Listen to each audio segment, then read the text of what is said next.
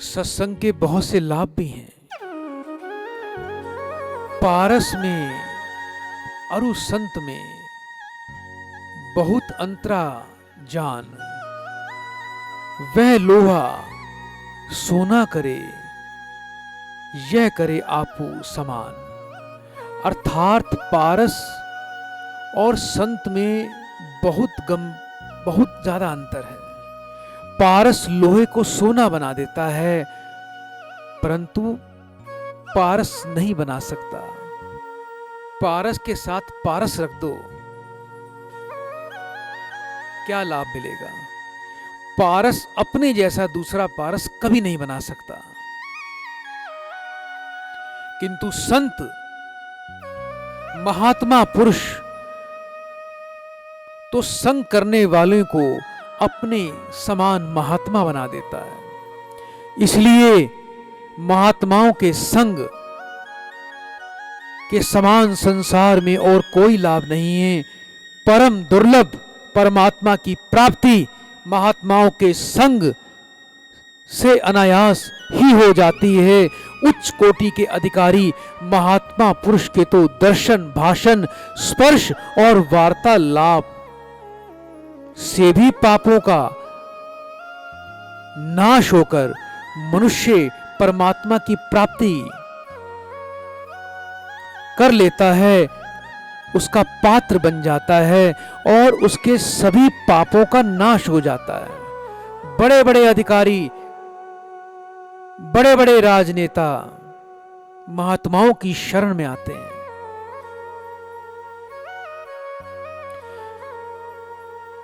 साधारण लाभ तो संग करने वालों के समान भाव से होता ही है, चाहे उसे परमात्मा का ज्ञान हो या ना हो। महात्मा का महत्व जान लेने पर तो उसमें श्रद्धा होकर विशेष ज्ञान हो सकता है। यदि किसी महात्मा जो ज्ञानी है उसके शास्त्रों के ज्ञान को आप प्राप्त कर सकते हो, उसके साथ रहकर अपने को श्रेष्ठ बना सकते हो। जिस प्रकार किसी कमरे में एक ढकी हुई अग्नि पड़ी है और उसका किसी को भी ज्ञान नहीं है,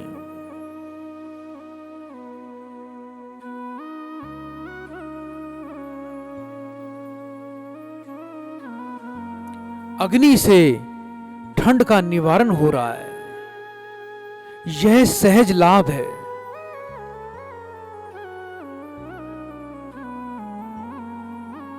वहां जहां अग्नि है उनको, वहां मौजूद लोगों को उसका लाभ भी प्राप्त हो रहा है।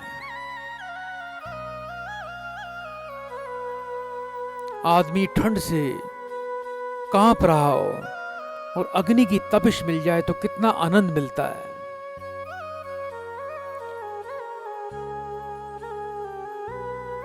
लेकिन जब अग्नि का ज्ञान हो जाता है तब तो वह मनुष्य उस अग्नि से भोजन भी बनाकर खा सकता है, और जब तक ज्ञान ना हो तो कोई लाभ नहीं ले सकता।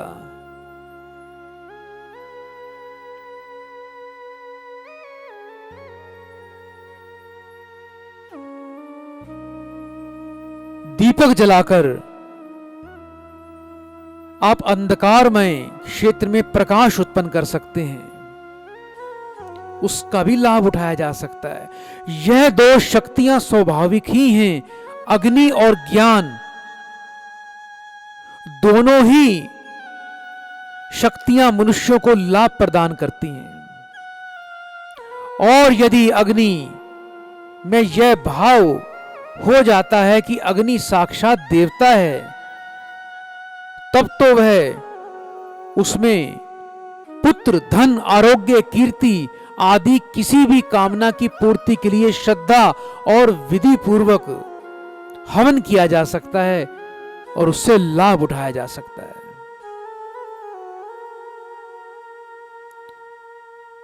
जब आपको पता लगता है कि अग्नि एक देव है, तो हम जब हवन करते हैं तो उसमें अग्नि देवता के नाम से भी हम आहुति डालते हैं, हविष डालते हैं।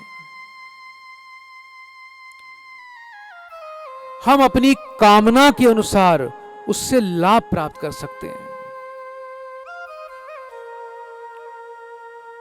और यदि श्रद्धा पूर्वक निष्काम भाव से शास्त्रोक्त विधि से व्यक्ति हवन करता है तो वह पुरुष मुक्ति को भी प्राप्त कर लेता है। निष्काम भाव पूर्वक यज्ञ करने से अंतकरण की शुद्धि होती है और अंतकरण की शुद्धि होने से स्वाभाविक ही परमात्मा के तत्व का ज्ञान हो जाता है तथा तत्व ज्ञान से वह जीवन मुक्त हो जाता है। ठीक इसी प्रकार किसी को महात्मा पुरुष मिलते हैं तो उनका ज्ञान न रहने पर भी सामान्य भाव से तो लाभ होता ही है। जैसे ढकी हुई अग्नि के द्वारा, गर्मी के द्वारा एक शीत का, सर्दी का निवारण होता है, ठीक उसी प्रकार से महात्माओं के मिलने से, उनके गुणों से, स्वाभाविक प्रभाव से वातावरण की शुद्धि होने के कारण पाप भावना का अभाव और उसके गुणों का आभास तो आ ही जाता है। महात्माओं के उत्तम गुण, उत्तम आचरण और उत्तम भाव उनमें मौजूद होते हैं। उनका ज्ञान भी उच्च कोटि का होता है। उनके संग में यह सब चीजें किसी न किसी अंश के बिना जाने पहचाने ही आ जाती हैं।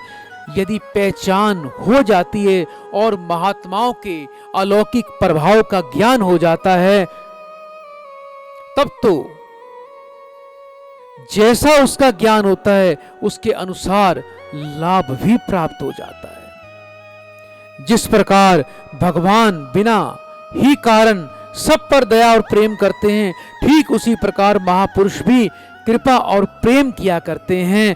जैसे भगवान में क्षमा, दया, शांत, संतोष, क्षमता, सरलता, ज्ञान, वैराग्य और आदि अनंत गुणों सहज रूप में होते हैं, वैसे ही महात्माओं में भी होते हैं। जो ज्ञान के द्वारा ब्रह्मा को प्राप्त होता है तथा ब्रह्मा ही वह बन जाता है, वह तो परमात्मा से कोई अलग पदार्थ नहीं रह जाता।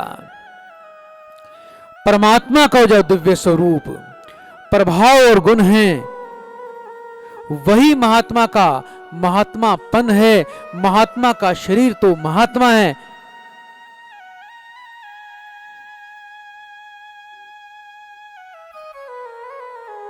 नहीं, और उसमें जो आत्मा है वह परमात्मा को प्राप्त हो जाता है। परमात्मा से अलग वह नहीं रह पाता, वो रहता ही नहीं है। अंत परमात्मा को जो दिव्य स्वरूप, प्रभाव और गुण है, वही महात्मापन है। जो प्रेमी भक्ति के द्वारा भगवान को प्राप्त हो जाते हैं, उस भक्ति में ही सब कुछ प्राप्त होता है। उस भक्त में भी भगवान के वह गुण आ जाते हैं जिसकी व्याख्या गीता के 12वें अध्याय के 13वें से 19वें में श्लोक में की गई है। ज्ञान के द्वारा जो परमात्मा को प्राप्त हो गया वह ब्रह्मा बन गया है। उच्च कोटि के अधिकारी महात्मा पुरुष के दर्शन मात्र से लाभ प्राप्त करते हैं, क्योंकि उससे महात्मा का स्वरूप हृदय में अंकित हो जाता है, जिससे उनके हृदय के पाप नष्ट हो जाते हैं। आप महात्माओं के दर्शन करोगे, आपके हृदय के अंदर मौजूद पाप नष्ट होने लग जाएंगे। महात्मा पुरुष दिव्य ज्ञान की एक विलक्षण ज्योति है, जो दिव्य ज्ञान, क्षमता और पापों को भस्म कर देती है। महात्मा यदि किसी को स्मरण कर लें, या कोई महात्मा को स्मरण कर ले, उनके मन में उनकी स्मृति हो जाने से भी पाप नष्ट हो जाते हैं। आप घर बैठे हैं, आपके गुरुदेव कहीं और बैठे हैं, आप मन में ही उनको याद कर लें, उनको स्मरण करते रहें, इससे भी मनुष्य के पाप नष्ट हो जाते हैं। इसी प्रकार महात्मा का स्पर्श प्राप्त हो जाने पर भी व्यक्ति के पाप नष्ट होते हैं, चाहे महात्मा का स्पर्श हो या आप महात्मा को स्पर्श कर लें। जिस प्रकार एक ओर अग्नि पड़ी हुई है और दूसरी ओर घास की ढेरी पड़ी हुई है, तो अग्नि की चिंगारी उड़कर घास पर जाती है और घास जलकर अग्नि ही बन जाती है, और घास उड़कर अग्नि में गिरती है तो भी घास अग्नि बन जाती है। अग्नि अग्नि ही रहती है। वैसी ही अग्नि की भांति महात्माओं में सदा ज्ञान की ज्योति जलती रहती है। उस ज्ञान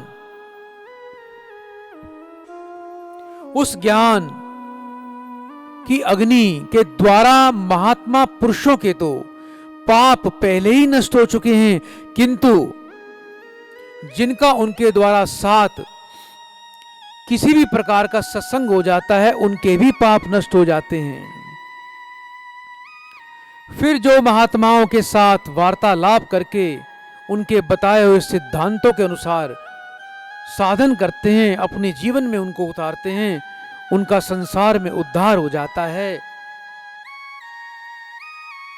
उसका तो कहना ही क्या है। सत्संग सुनने के बहुत ही लाभ हैं। सत्संग सुनने से मन के समस्त विकार नष्ट हो जाते हैं,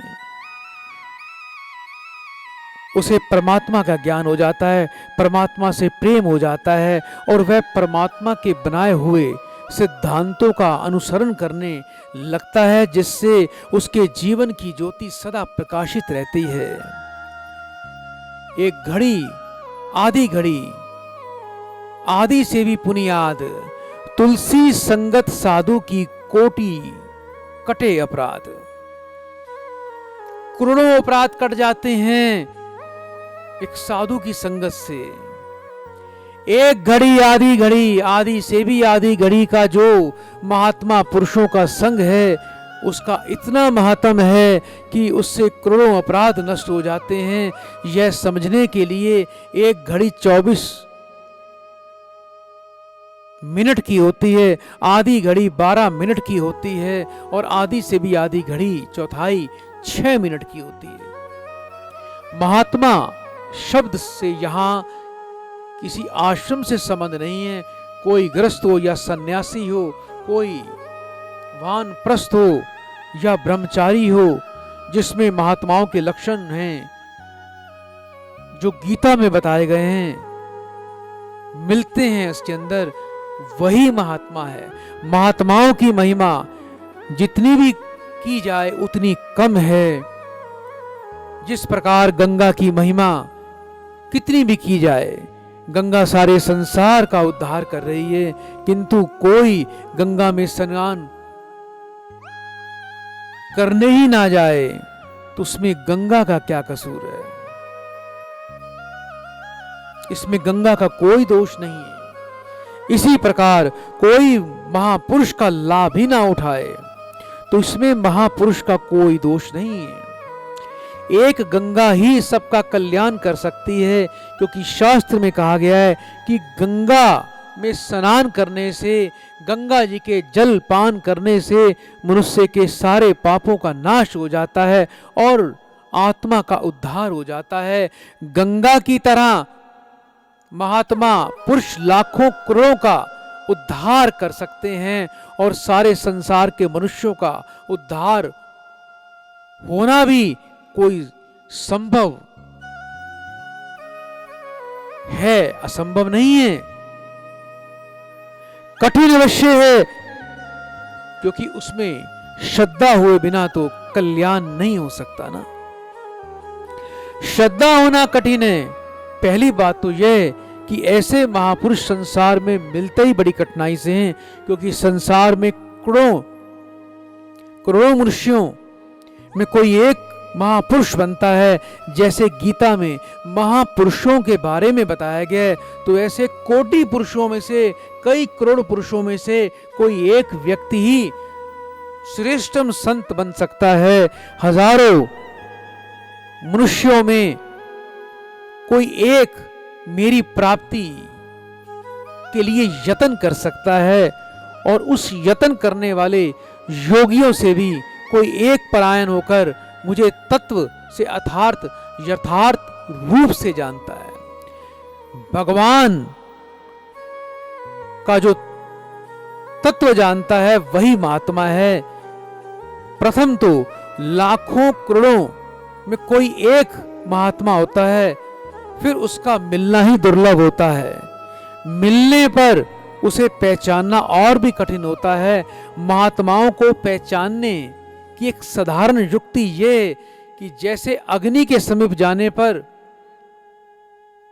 अग्नि का कुछ ना कुछ प्रभाव हमारे जीवन पर रहता है, वैसे ही महात्मा के समीप जाने पर उसका प्रभाव हमारे जीवन पर रहता है।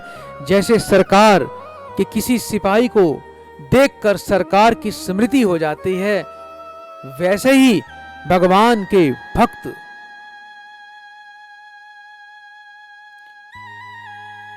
भगवान के दर्शन जब करते हैं तो उनको भी कुछ न कुछ स्मृति हो जाती है। जिसका संग करने से अपने में देवी संपदा के लक्षण आ जाएं, जिसके संग करने के साथ वार्तालाप करने से दर्शन से स्पर्श और आत्मा सुधर जाए,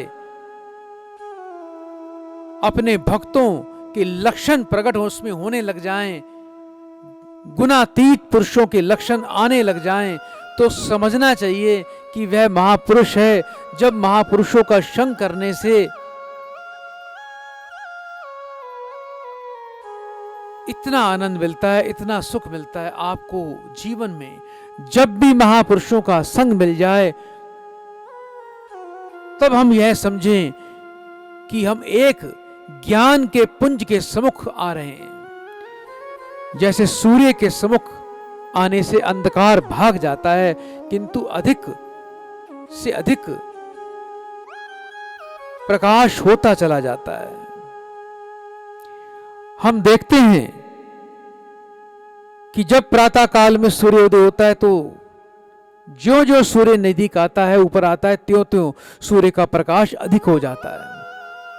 ठीक उसी प्रकार से हम जितने ही महात्माओं के समीप होते हैं, हमको उतने ही अधिक ज्ञान का लाभ मिलता है। वह एक ज्ञान पुंज है। उस ज्ञान के पुंज के अंदर अंधकार का नाश होकर हमारे हृदय में भी ज्ञान का सूर्योदय होता है। अज्ञान के अंधकार का नाश होकर ज्ञान के प्रकाश का सूर्योदय होता है। यह सब उन महात्माओं महापुरुषों का प्रभाव है। भगवान के भेजे हुए यह महापुरुष हैं, अथवा जो महापुरुष परमात्मा को प्राप्त हो चुके हैं, यानी ब्रह्मा में लीन हो चुके हैं, ऐसे महात्मा परमात्मा भी बन जाते हैं। इसलिए परमात्मा के गुण प्रभाव उनके गुण प्रभाव हैं, यह समझना ही महात्मा को महत्व से समझना है। वास्तव में महात्मा का आत्मा परमात्मा से कोई अलग रूप नहीं होता, वो एक ही होते हैं, पर हम जानते ही नहीं कि उसे परमात्मा से हम उसको भिन्न समझते हैं, इसलिए परमात्मा की प्राप्ति से हम वंचित रह जाते हैं। यह समझने लग जाते हैं। यह समझ हमें तभी आती है जब अंतकरण की शुद्धि हो सकती है। एक युवक प्रतिदिन संत का सत्संग सुनता था। एक दिन जब सत्संग समाप्त हो गया तो वह संत के पास चला गया और बोला, महाराज, मैं आपको काफी दिन से सुन रहा हूं, आपके सत्संग को सुन रहा हूं, किंतु यहां से जाने के बाद मैं अपने गृहस्थ जीवन में वैसा सदाचरण वैसा सब कुछ नहीं कर पाऊंगा जो यहां कर रहा हूं। जैसा आनंद मुझे यहां पर आया है, ऐसा कैसे आएगा? इससे सत्संग के महत्व पर शंका भी होने लगती है। बताइए मैं क्या करूं?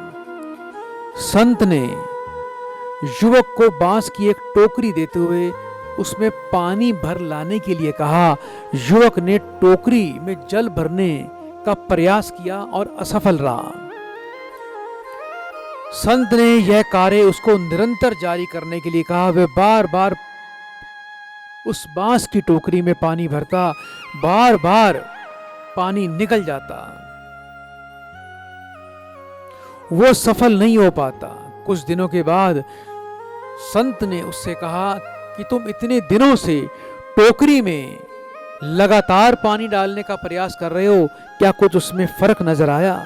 युवक बोला, एक फर्क तो जरूर नजर आ रहा है। पहले टोकरी में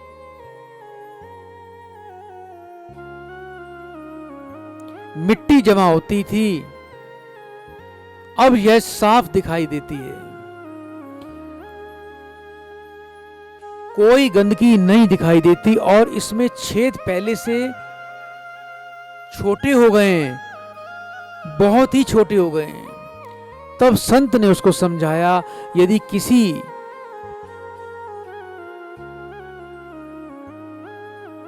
प्रकार से आप कोई भी कार्य करते हो, लगन से करते हो, उसमें सफलता अवश्य मिलती है। इसी तरह उसे पानी में निरंतर यदि डालते रहोगे तो कुछ ही दिनों में यह बांस फूल जाएगा और छेद बंद हो जाएंगे और टोकरी में आप पानी भर पाओगे। आप इसमें पानी भरते रहो, प्रयास करते रहो। इसी प्रकार से जो लगातार व्यक्ति सत्संग में जाता है उसका मन एक दिन अवश्य निर्मल हो जाता है। मनुष्य अब गुणों से मुक्त हो जाता है, अब गुणों के छिद्र भरने लग जाते हैं और गुणों का जल उसके जीवन में इकट्ठा होना शुरू हो जाता है। युवक ने संत को अपनी समस्या का समाधान उससे प्राप्त कर लिया। उसे अपनी समस्या बताकर उस संत से अपनी समस्या का समाधान प्राप्त किया। निरंतर सत्संग से दुर्जन से व्यक्ति सज्जन हो जाते हैं, क्योंकि महापुरुषों की पवित्र वाणी और उनके मानसिक विकारों को दूर से देखने पर भी लाभ होता है और व्यक्ति सद्विचारों को प्राप्त हो जाता है। वो सद्विचार उसके जीवन में प्रवाह करने लग जाते हैं